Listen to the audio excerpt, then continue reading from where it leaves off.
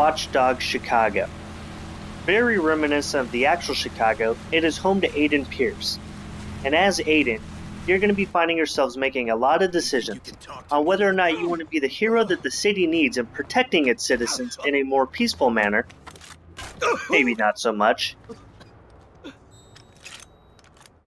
Or if you want to be some violent vigilante who terrorizes its citizens into believing you're some kind of violent criminal hell-bent on destroying their lives. No, leave me alone! Regardless, you get to decide on which route you want to take. And you're going to see yourselves making a lot of comparisons with Batman. Or at least I did. Oh yeah, it's also home to a lot of digital Slendermen. There are a lot of digital Slendermen, almost everywhere you look. So keep your eyes peeled.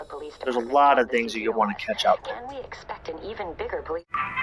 For starters, if you go into Watch Dogs hoping to get a similar experience to that of Grand Theft Auto 5, then you are looking for the wrong game.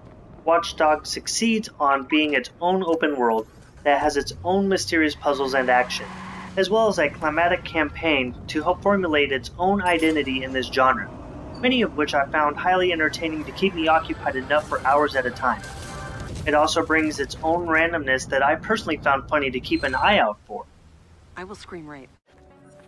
So when Watch Dogs was announced about 2 years ago at E3, it wasn't something that I hopped on the hype train about.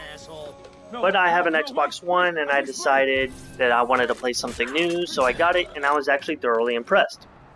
Some of the positives of the game: side missions, they allow you to choose how you complete your objective. You can do it orderly or you can do it chaotically, and the NPCs will actually respond accordingly. Police and your enemy AI are actually much improved over other previous Ubisoft games, and even over other open world games. There are a lot of ways that you can actually evade and dismiss your enemies. Anything from pipe burst, you can do complete blackouts of the city, and you can even do awesome stoplight glitches that help, create maximum mayhem. Campaign, it starts off slowly, but it picks up speed by the end of the first act. And then it's also fun to see the randomness of the lives of the NPCs.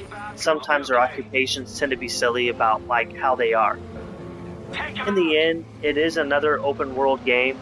The biggest thing is to get up in there, get in the sandbox, and just go have fun.